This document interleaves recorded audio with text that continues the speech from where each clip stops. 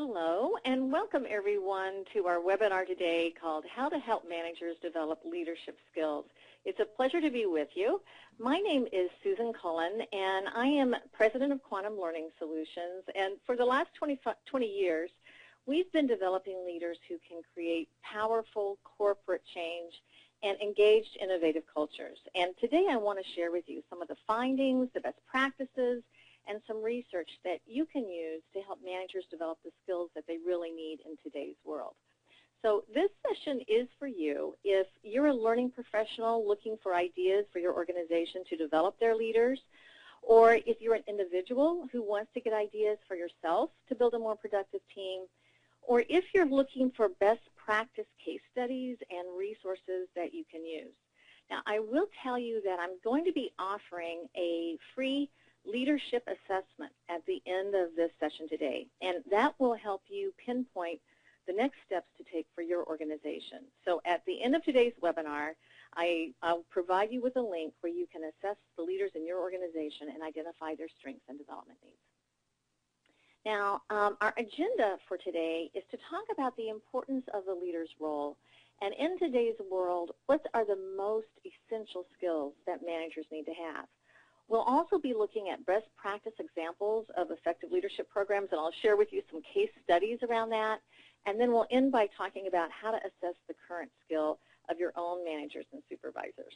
So I'm going to give you the best and the most that I can in this hour that we have together, but I can't put 20 years of experience into this hour. So I promise that before we end today, I'll share with you how you can get more information. I'll provide you with some additional resources, and I'm not going to leave you hanging.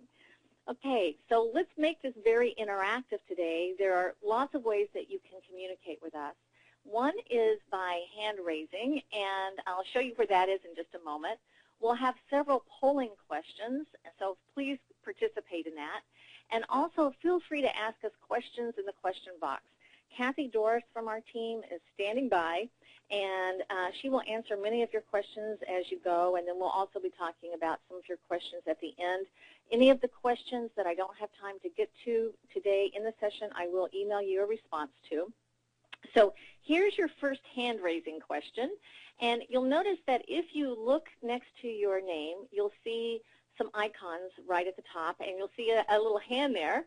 So if you would like to raise your hand, let me know that you found it. This is your first hand-raising question. Please go ahead and click on that little hand, and that will raise your hand and enable me to see that you have found the hand-raising feature. So go ahead and raise your hand, and let's see how many of you found it, and send it over to us so that we can see that you have found it and that you're with us. So let's take a look and see. It looks like we've got about 67% of you that are seeing that hand feature go up. I'm seeing that go up now, 80%, 70% of you, 80%. So good job. I'm glad that you see that. We're going to be using that just periodically as a way for me just to check in and make sure that we're in sync together. I'm going to lower all the hands right now. You can lower it yourself by clicking it again. But there will also be some polling questions as we go. Use the question box to ask questions as opposed to raising your hands. This will be just a way for us to all communicate. So let's begin by talking about the importance of the leader's role, because Gallup did one of the most extensive studies ever. They studied over 1 million employees in a variety of industries, and they wanted to find out what are the employee beliefs in the organizations that have the highest profitability, the greatest productivity, they retain their employees the longest, and they really build customer loyalty among their client base. And Gallup went back to find out what it was that employees in those organizations really believed that was different. And some of the things they found were things like, I know what is expected of me. In the last 7 days, I've received praise for good work. My supervisor seems to care about me as a person. And when they looked at all of those beliefs, they basically boiled it down to recognizing that almost all of those things were directly influenced by that person's immediate manager or supervisor. And so after all of this was said and done, Gallup said that what becomes clear from this investigation is that while we tend to celebrate great companies In reality, there are only great managers. And it's on the front line that the hard work of building a stronger workplace gets done. Now, what that means is it's the one-on-one relationship that each individual has with their immediate manager or supervisor that's the one that makes the difference. Because of that relationship, they'll work harder. Because of that relationship, they'll be more engaged. Because of that relationship, they'll give their best every day. But the challenge that we see that happens is that we've got a real gap in the leadership pipeline. We have a lot of newer employees entering the workforce, and we have a lot of senior people that are beginning to leave the workforce. And in the middle, there's a big gap of people that are not prepared and ready to move in to take over the helm when the baby boomers leave. So what we know is that the workforce is currently composed of about 76 million baby boomers, but only 40 million Generation Xers. So as the boomers retire over the next few years, that gap is only going to increase. And this is a real problem for a lot of organizations. In fact, one organization, OI Partners, which is a global career transition firm, they found that 54% of companies surveyed feel that they do not have enough candidates ready in place. They don't have enough leadership successors in place. And this survey was pretty extensive. They did it with 212 primarily large and mid-sized employers throughout North America. So they saw that there's really a challenge here. We don't have enough leaders ready to fill the gap that we have. So here's your first polling question that I'm going to bring up, and I'm interested in giving you a chance to benchmark yourself and see this for the rest of the team and who was in the session today with us. And so the first question that's coming up on your screen is this question about how would you rate the leadership pipeline in your own organization? And do you think you need more managers and supervisors trained for the future, or do you think you have enough managers prepared and ready to go already? So it looks like we've got a lot of answers coming in at this point, and they're still coming in, but we've got a lot of really definitely one that's very, very strong answer here. I'm going to close down the polling and share with you what we saw.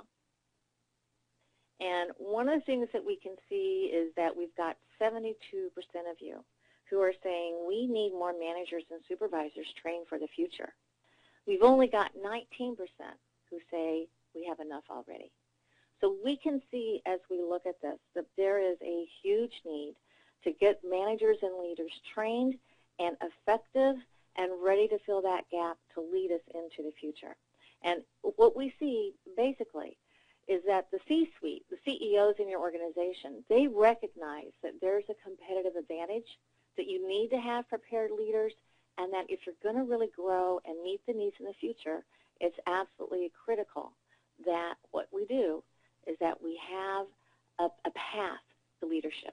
We've got to have a path to leadership that's going to help those people be able to fill it in the future. So with that said, let's talk about what do those leaders need to be doing, and what are the most essential skills for today's managers. And there are a lot of essential skills, but I've narrowed it down to three. These aren't the only three things that we address, but these are the three things that we see are most critical in today's world.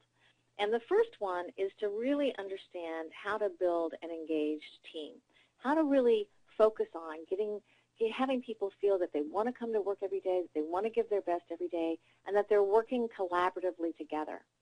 And then to coach them to really focus on performance, on how they can consistently improve and develop, and looking at the things the leader can do to do that in a way that inspires and motivates them.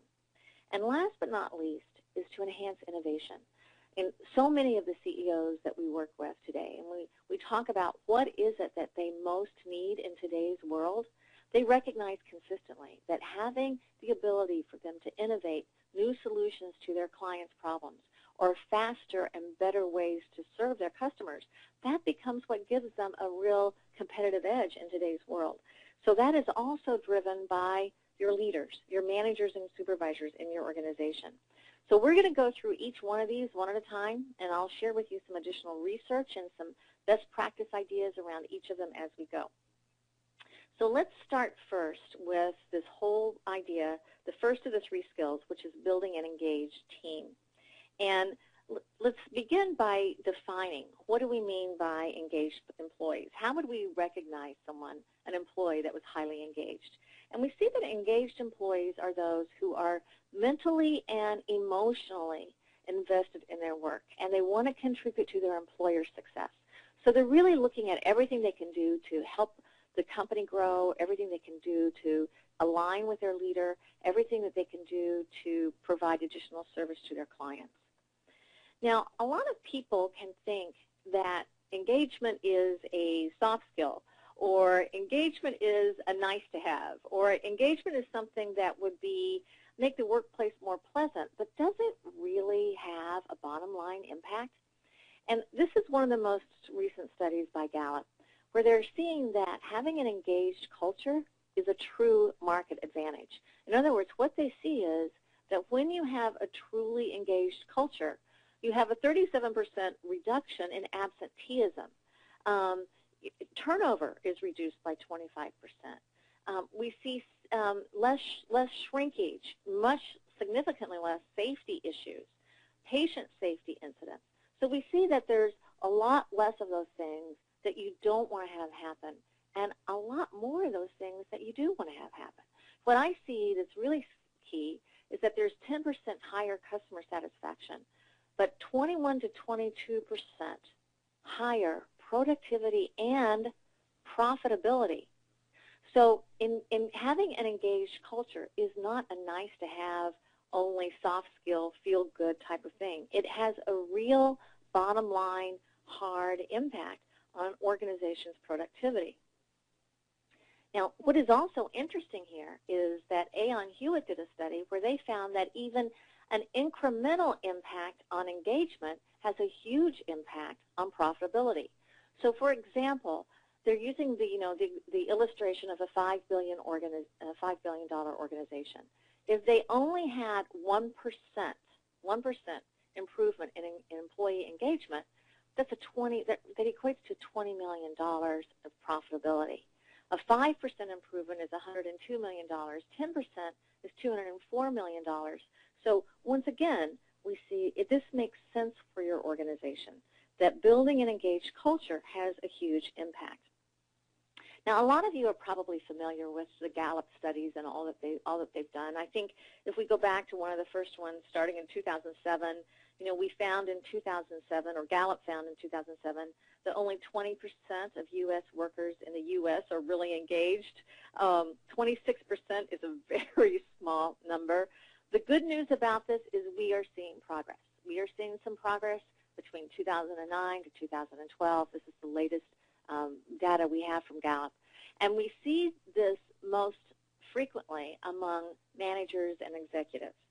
So what this tells us is that as we are seeing most improvement among managers, I believe that now is the time that managers need to take what they know about engagement, what they've seen from inside themselves and internally, and now leverage that with their teams and with the workforce at large.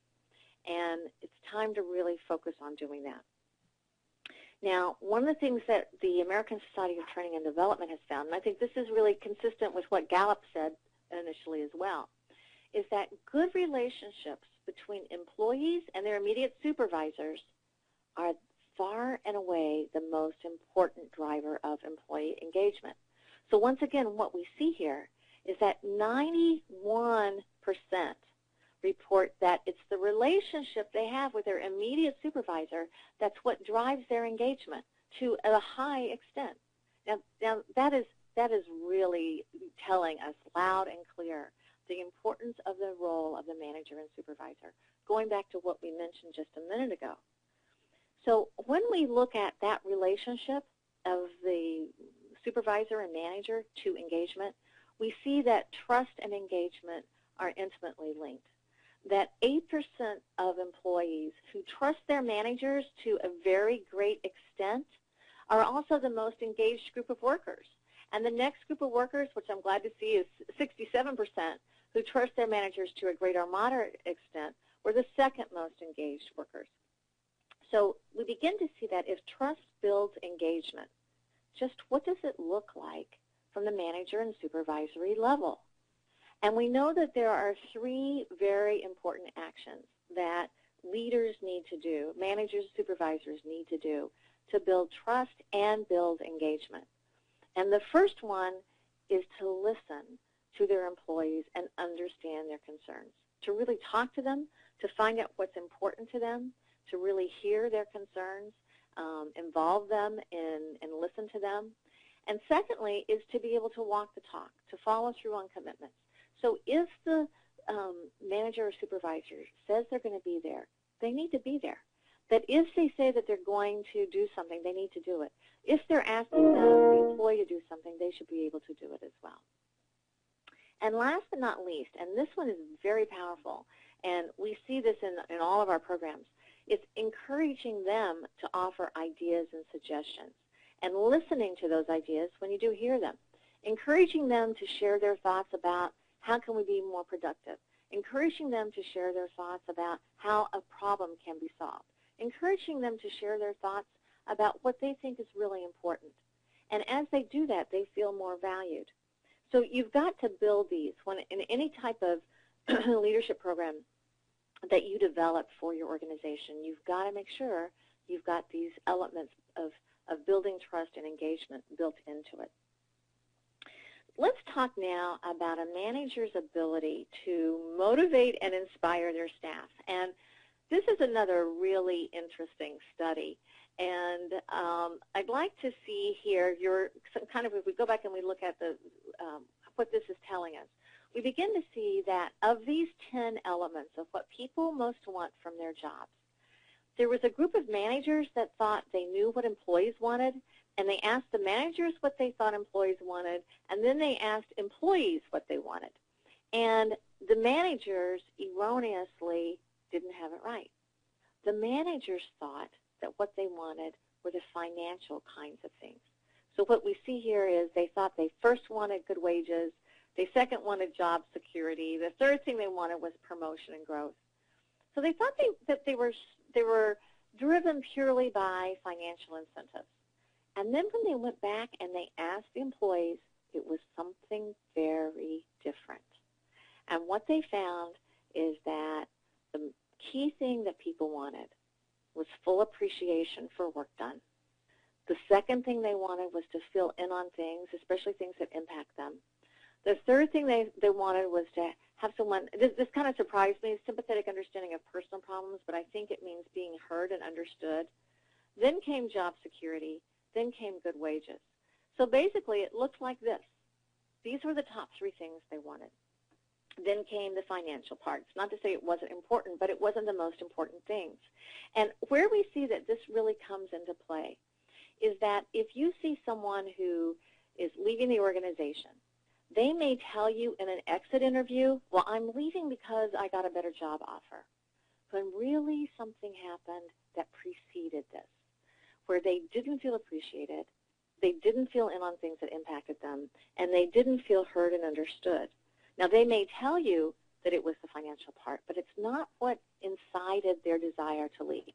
It's when one of these top 3 things didn't happen that they decided, well, maybe I will take that recruiter's call, or maybe I will actively go out and look for another job. So I'm curious at this point, I want to just check in with you. If you could raise your hand and let me know if this confirms what you sense is true within yourself as well. So remember, you can see the hand-raising feature just to the left of your name, and there's a place where you can raise your hand there, and just let me know if we're in sync, and if this makes sense to you, that you can see how those top 3 things would be the 3 things that would be critically important to someone, that's what that makes sense to you, that it isn't just always the financial part, that a lot of it is feeling appreciated, feeling in on things, and being heard and understood. And it looks like, we had 62% of you absolutely recognizing that. So I'm going to lower all the hands now, and thank you for that. It looks like we're in sync there. Now, we know that there are people, when they leave, there are people that quit and leave, and then there's people that quit and stay. You know what we mean about the difference.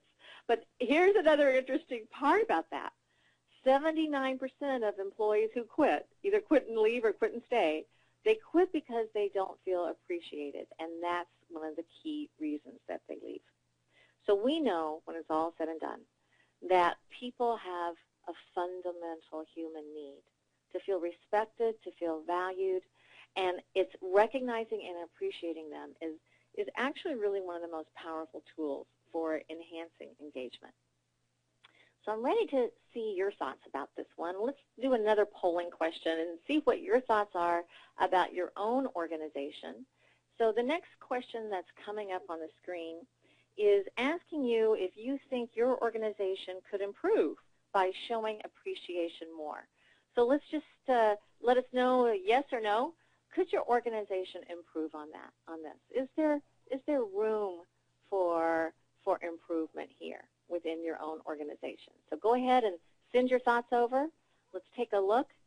And we're seeing, again, unanimous consensus on this. I'm going to close down the poll and share with you the responses. And you can see that we've got 96% of people saying yes. Now, that's really interesting, because if 96% of you are saying yes, we could do this more, it tells us that there's a screaming need for it in organizations. And if we know that the key element of building an engaged workforce is the individual relationship that each manager or supervisor has with their direct report, and there's a real need for this, this is one of those no-cost ideas that can make a huge impact on your organization. And it's also something that you really want to make sure that you emphasize with your leaders, because they need to really understand the impact that that can have. All right, let's go to the second of the three skills that we wanted to talk about today in terms of the leadership skills that leaders need to be able to really develop people effectively. And the next one is to focus on coaching. You know, the difference between a leader who gains commitment from employees and one who gains compliance is coaching. We know the most effective leaders see themselves as coaches and leaders rather than managers or supervisors.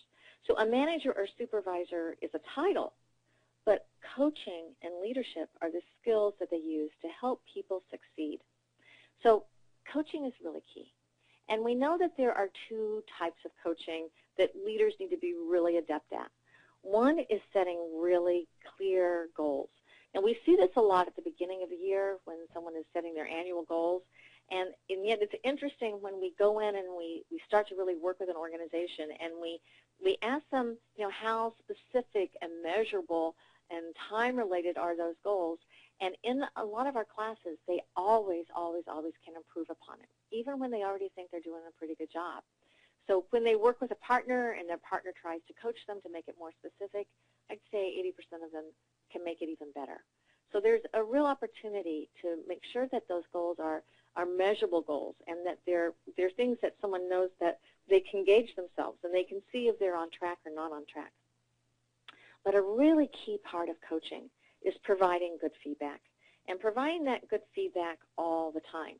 Now, if we go back to what we think of as traditional performance management, where you set goals at the beginning of the year, and then you hopefully have coaching and feedback throughout the year until you get to the end of the year with performance appraisals, one of the things that we see that happens most often is the coaching part, because it's not mandated, it usually doesn't happen enough.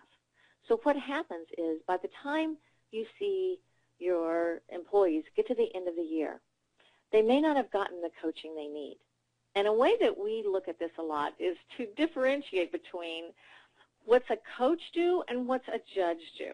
And what we know is that a coach wants you to win, and a judge is, hopefully anyway, impartial. That a coach is on your side, a judge isn't.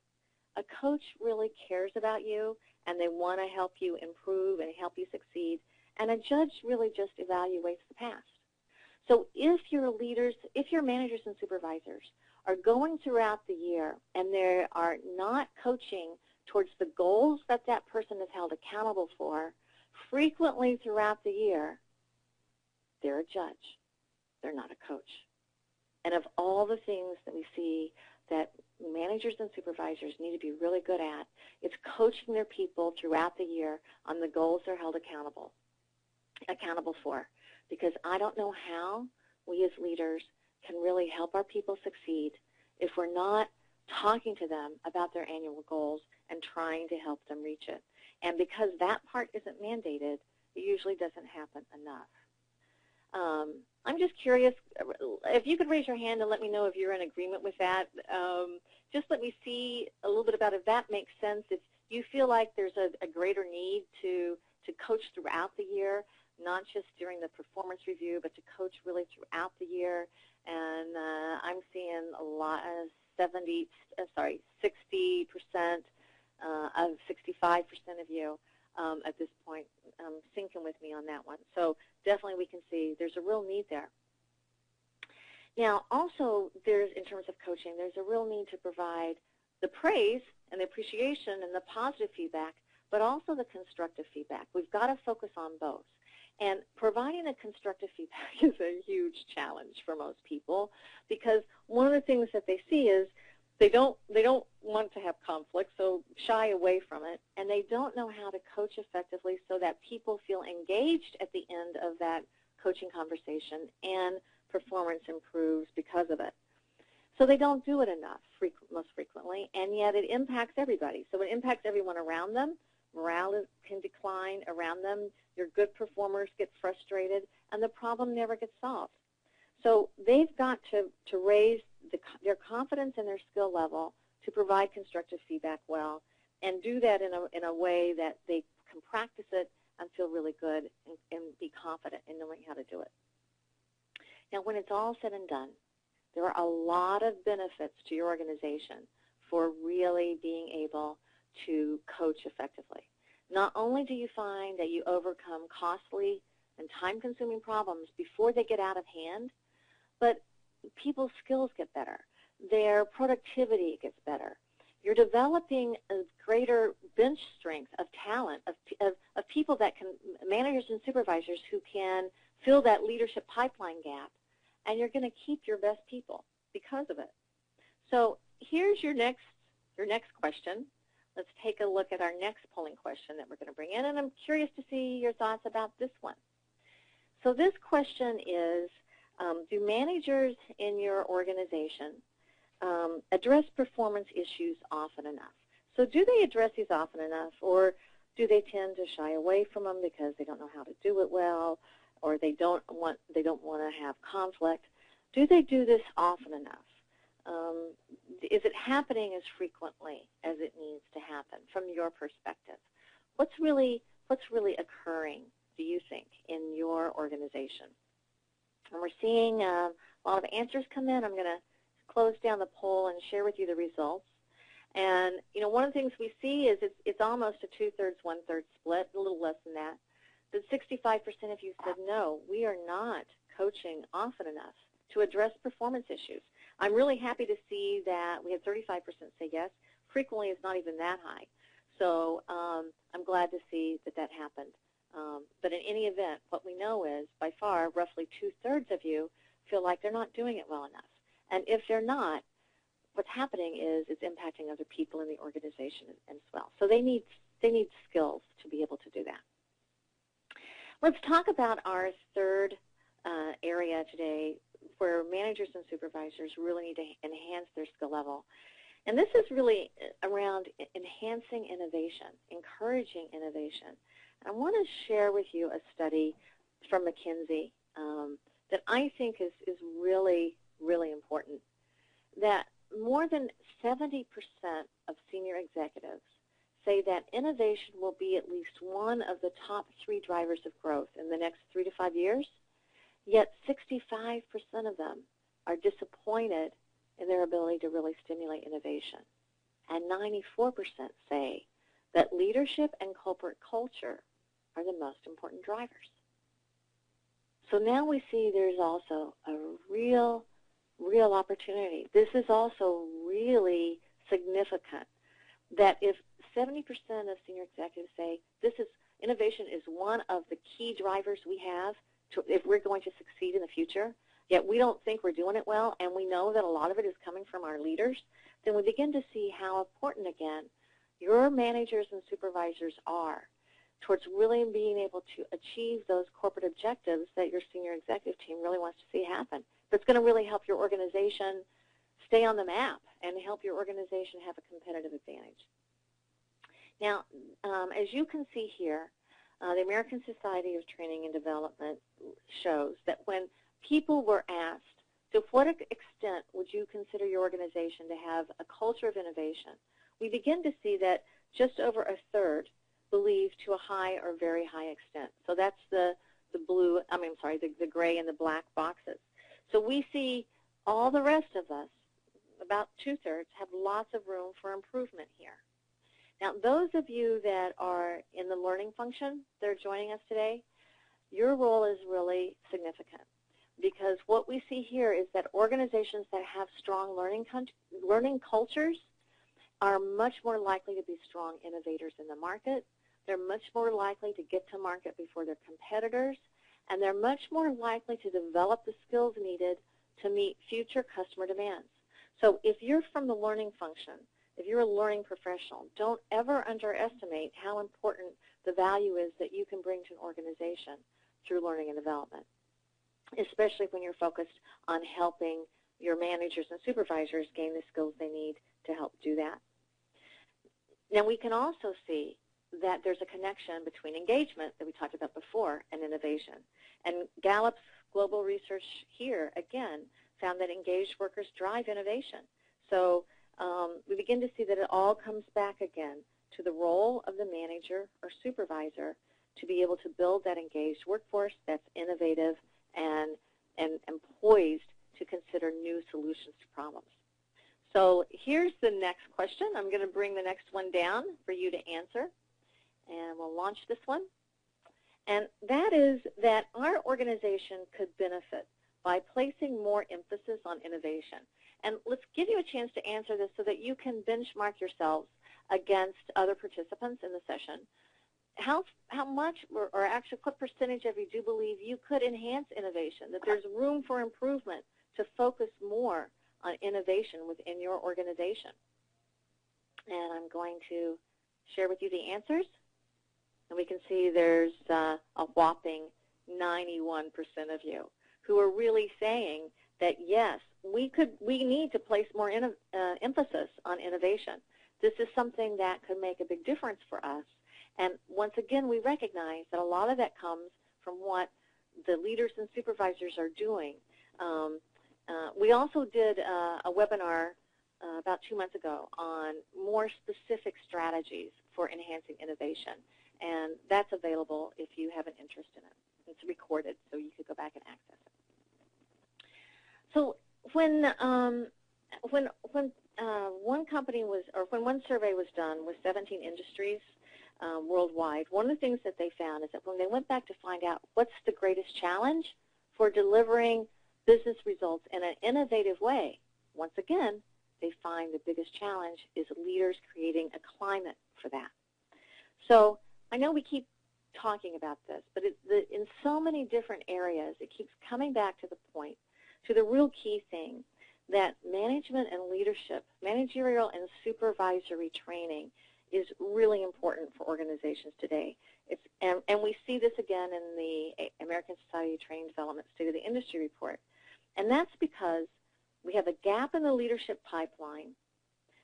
We don't have enough managers prepared, that managers are not where they need to be, and the leader's role is essential for building an engaged workforce, for coaching to get better results, and for building a more innovative culture.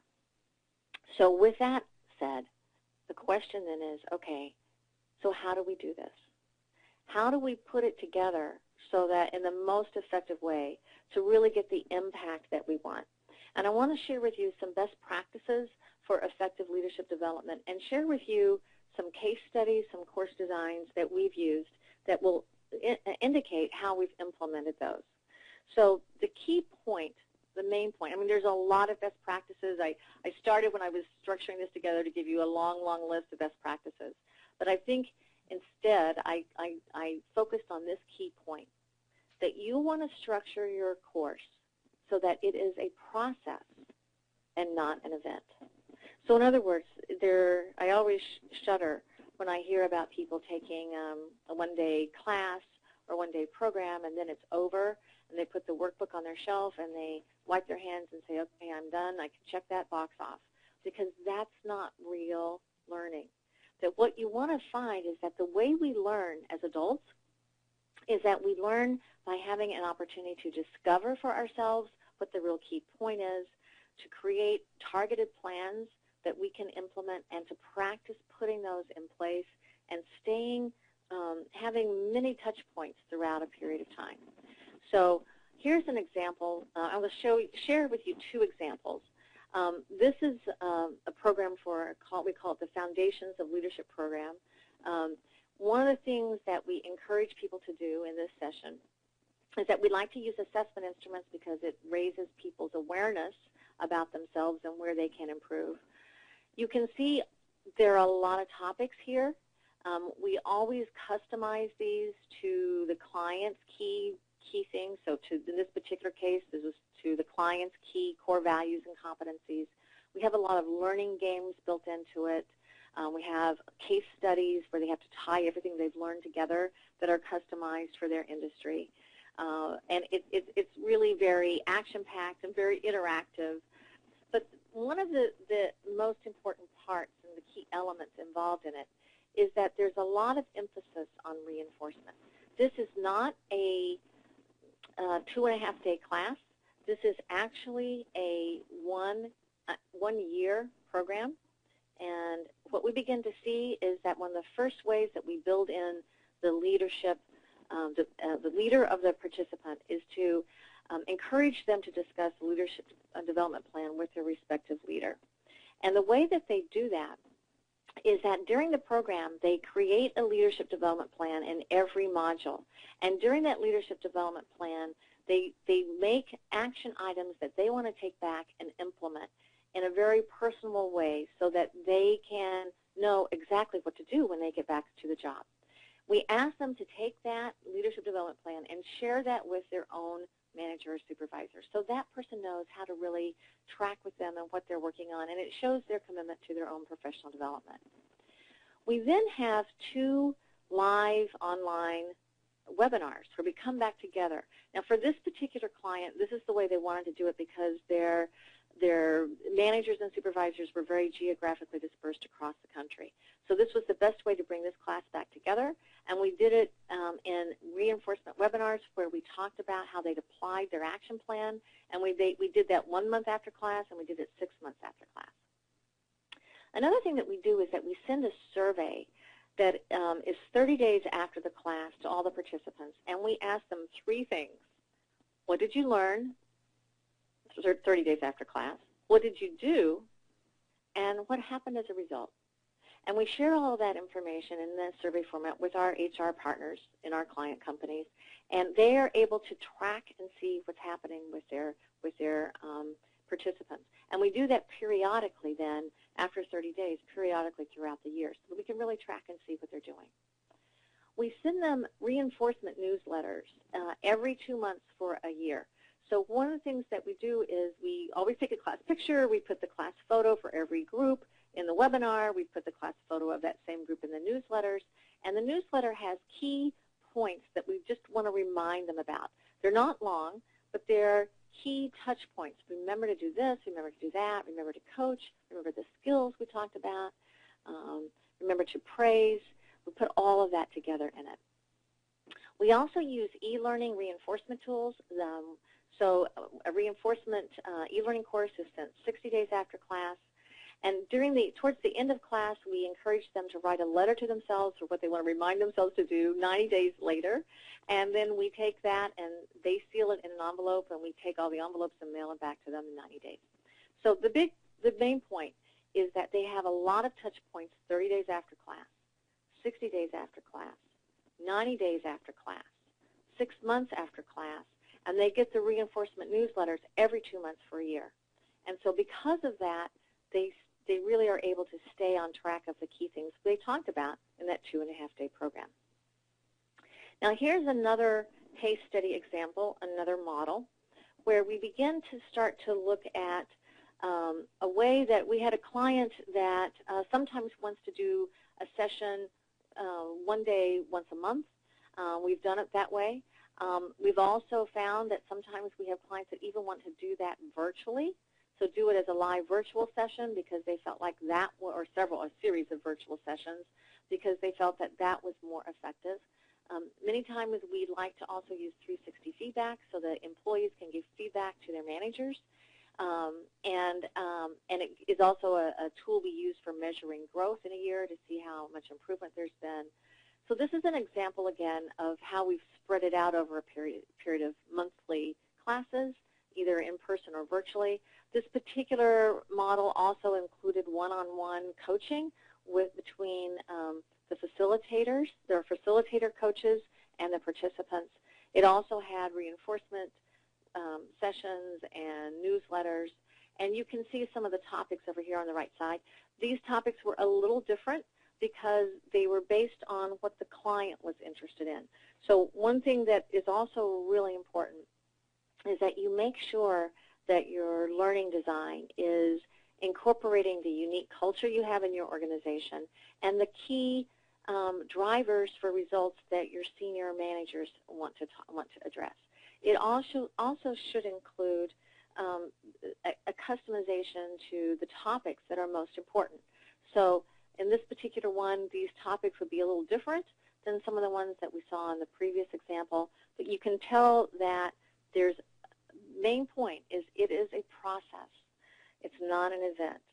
And one of the key things you want to make sure that you're doing is that you're getting a return on the investment you have in your efforts to really train your leaders, and that the time that they spend in a session is only a small part of the whole process. You want to make your learning a process and not a result. I'm sorry, and not a event.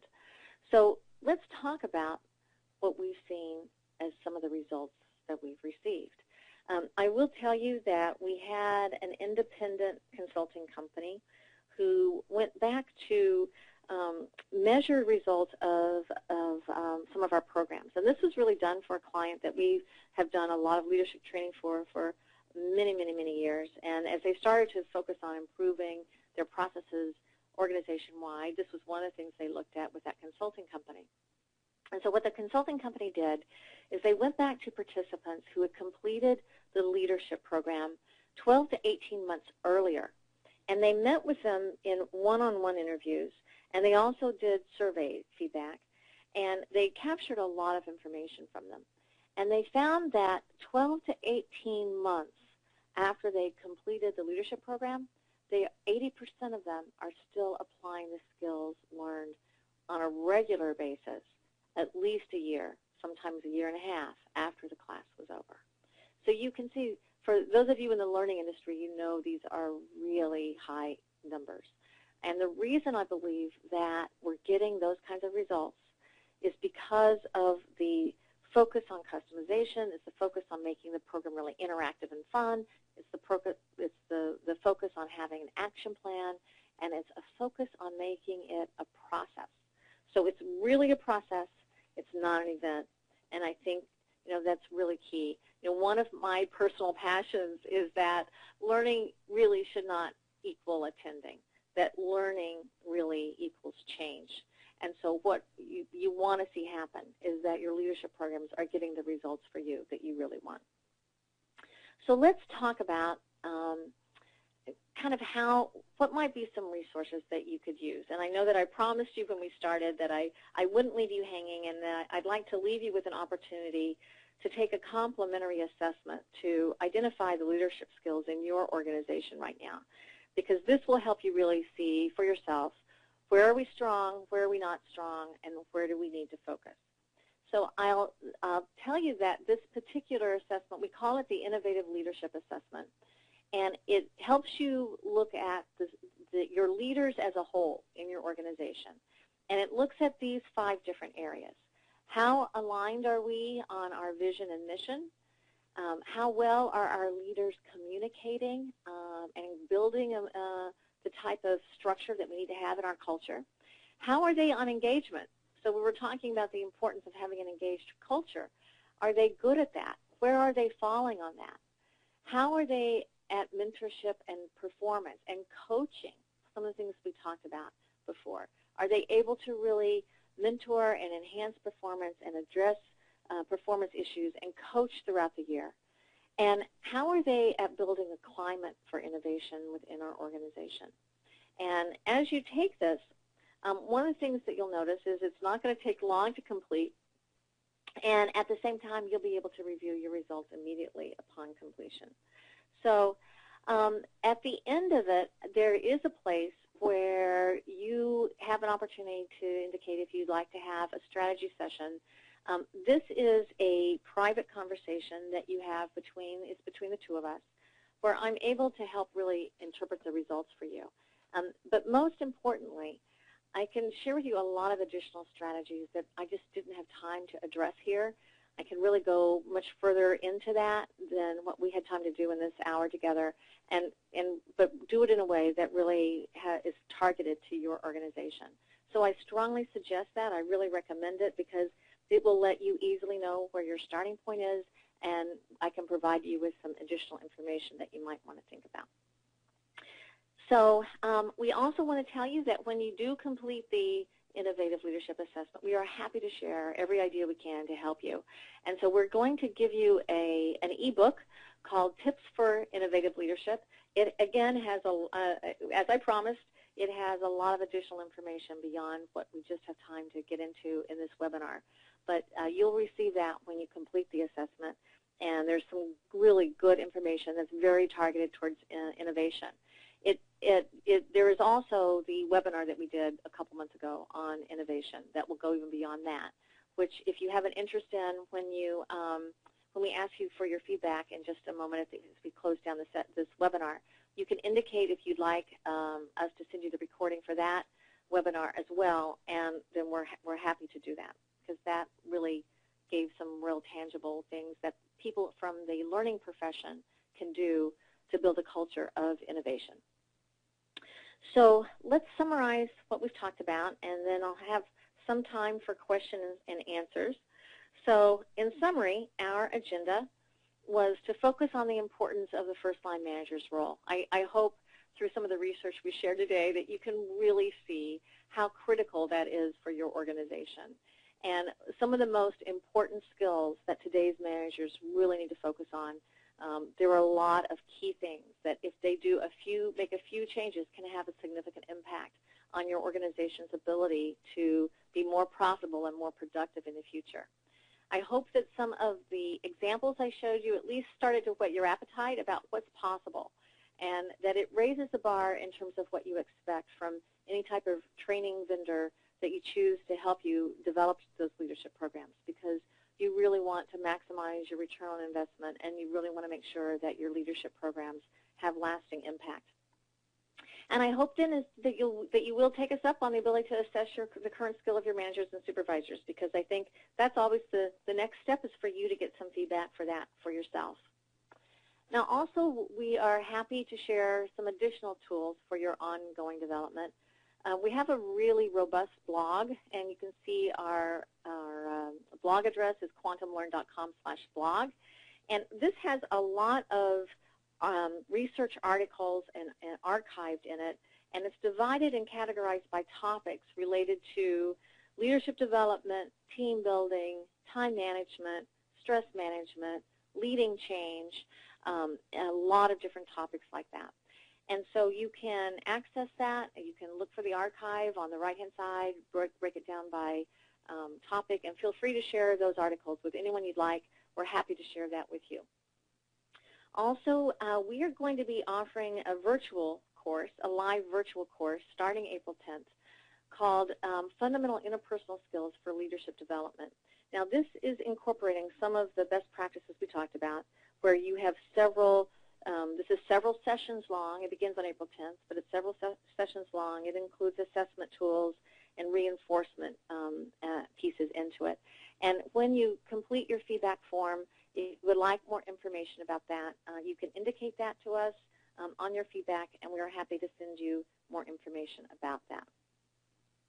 So I did want to tell you how you can access the Innovative Leadership Assessment now. And in just a moment, we'll go to the next screen where you will actually see the URL for that. The screen on the presentation that you see here, that link is not live. But if you look in the chat box or where you see the question and answers, Kathy Doris from our team is standing by. She's going to put the link to that chat. She's going to put the link to that assessment in the chat box. If you click on the link from the chat box, it will take you immediately to the assessment. The assessment won't take you very long to complete. You will get your feedback immediately as soon as you complete it. So I would encourage all of you to do that. As soon as you log off of today's webinar, the feedback form will appear, and that's also very short, but we really would appreciate any feedback that you can share with us and any additional resources you'd like for us to send, like the past innovation webinar or information on the April 10th Fundamental Leadership Program we're starting. Any of that information you'd like, you can indicate to us there, and we can then send it to you. So let's go now to the opportunity for you to go to the link. Again, thank you, Kathy. You can see that she's put it in the chat box. If you click on that link, that will take you immediately to the Innovative Leadership Assessment. In the meantime, I just want to see what questions we might have. I know Kathy's been standing by and probably responding to many of your questions. I'm guessing, Kathy, one question I forgot to mention is this recorded and will I receive a recording? Is that right? Yes, you are. I'm sure. So, yes, the answer is you will receive a recording of this. So we'll be sending this out to you probably tomorrow or early next week at the latest. So everyone, you will be receiving a copy of this if you would like, and you'll also get an email to the Innovative Leadership Assessment link if you'd like that. But Kathy, do we have any additional questions? We have just a few minutes. I want to make sure we allow some time for answering those if you have very many. Yes, I have one here that says, can I also ask my manager or other people to take the assessment? Yes, absolutely. You don't have to just have this be for yourself only. In fact, I think it's a good idea to share it with other people in your organization and then compare answers, because what will happen is you can see if you're kind of where you're seeing a trend between what you think and what others think. It might also, if you're a learning professional and you want to share some of this information with your own manager, this is also a good place to start, to begin to say, where is our leadership team now? So definitely, whoever asked that question, definitely, I would highly recommend that you do share it. Did we have any other questions, Kathy? I have one more. How can we encourage more innovation beyond just what the managers do? Okay, so that's a good one. I'm going to just share some of the things we talk about in the innovative tips and also from the last webinar. I suggest that a good place to start if you want to encourage more innovation is to talk with some of the senior leaders in your organization. If you're a learning professional, go to your senior leader, or if you are the senior leader, talk to your senior executive team. Explain why you think this is important and why innovation is important. You're more than welcome to share some of the research that we have here in the recording. But here's some steps you can think of that you might want to try to make innovation a competency within your culture. Because what gets measured gets done. You might want to then include it in your performance review as an option so people know they're expected to do it. You might look at ways of including kind of the type of technology we're using here. So you could use GoToMeeting, or you could use other types of file sharing tools, the intranet as a repository of good information. One of our R&D clients had an internal wiki where they had all their, they had a resource where they could go to identify all of the things they were finding, what worked and what didn't work, and it was secure because it was an internal site.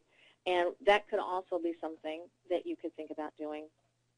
So if you'd like more information about that, I'm not sure who asked that question, but if you'd like more information about that, also indicate that to us, and when you send us your feedback form, and we can send that to you. Kathy, do we have any other questions? We have one. You stated 79% employees quit but don't quit. How do you re-engage them back? Good question. So if you find that, I think 79% of employees who quit their jobs but stay, I guess that was what the meaning was there, Kathy. Does that look right? Yes. They quit and stay. How do you engage them back? And I think a key way to engage them back is to do a lot of things we talked about engagement, and probably one of the first ways is to have one-on-one conversations with them about what it is that they really want. And when instead of thinking about having exit interviews, think about having stay interviews. So what is it that they really want? What will make them happy? Can you give them what they want? And let them know that as a manager or supervisor, again, that you value their contributions and that you see what they've done that has been a benefit to you. So a lot of that is going to come from the one-on-one conversation between the manager and that direct report. And probably the most important thing would be to have, what we call a stay interview. I think it really makes a lot of sense to do. Any other questions, Kathy? Yes. For the people who are working on the assessment, when you go to the assessment, it's not like you check a box. You would click on the little square and slide it over in order to, put down what your value is. Good because point. People I'm not are seeing sending me a bunch of questions, okay, saying it's not working. So you would just click on the little box and it'll slide over, and you can go, up to 10. Yes, it's like a slide rule as opposed to a click on the box type of thing. So right. I'm glad that you're able to see those questions, Kathy, because I'm not seeing them now, and so you definitely this was timely that you were able to address those. So I hope that makes more sense. question for you also. Mm-hmm. Okay. What type of training do you recommend for the employees to help them become more innovative? For example, brainstorming techniques, etc. Yes. Okay. So for the employees, not talking about the leaders now. It sounds like this person's looking for the employees. Right, the employees. Right. Then I do believe brainstorming is really, really important. Also, creative thinking. There's whole courses available on how to think creatively. Another thing is to make sure that you've got the structure to encourage people to have the freedom to be creative. So that some of that comes from the leader, some of that comes from the organization. That it is encouraged. But there's a lot of research around the way the brain works, the way we become creative. Brainstorming is an excellent way. One thing I've heard a lot of people do is that they actually have structured brainstorming sessions, and they have to start those sessions always and have a facilitator, a monitor of those, to make sure that we aren't judging those ideas, but that we are truly knowing that we're going to be free form in the process. We also find sometimes that really good creativity comes from having people who have different creative talents on a team. So some people are your creative big picture thinkers. Some people are good at advancing an idea and kind of marketing the message so that it makes sense to people. Some people are good at refining that idea and poking holes in it and figuring out why we can't do it. And some people are really good at executing it once it's in place. And so we know that the innovation process goes through those 4 steps, and we can actually assess and give people an individual assessment on which one of those 4 steps they're the best at. Now, when you have the creators in the same team meeting with the refiners, you can get stuck in a loop where they're saying, yes, but this is why it won't work. Yes, but this is why it won't work. And we find that having advancers, having an advancing stage or having a creation stage where everybody understands we are just going to brainstorm now and making sure we stay on that process, and then we try to advance it, and then we have a particular phase where we try to refine it. As you do that, you can enhance innovation. You can get ideas at a point where they're able to be executed much more quickly. And I hope I'm making sense here. If the person who asked that question would like more information, please just send me a note in the feedback box, and I'd be happy to send you more information on that. And it looks like we are just now on the hour. So if there were other questions that we were not able to get to, please keep sending them, and I'm happy to respond back and to send them to you. And please go ahead and take the assessment. I just want to check, Kathy, does it seem as if people are seeing how it works as a slide rule now? Are you getting any other questions about the leadership assessment? Yeah, I think everybody gets it. You would need to, like, left click on the box, hold down, you know, your mouse, and then it'll slide over. If you just click on it, it's not going to slide by itself. Okay. All right, great. Thank you so much. And thank you, everyone, for your participation today. We wish you all the best, and we hope you found this helpful. Take care and have a great rest of your day. Bye.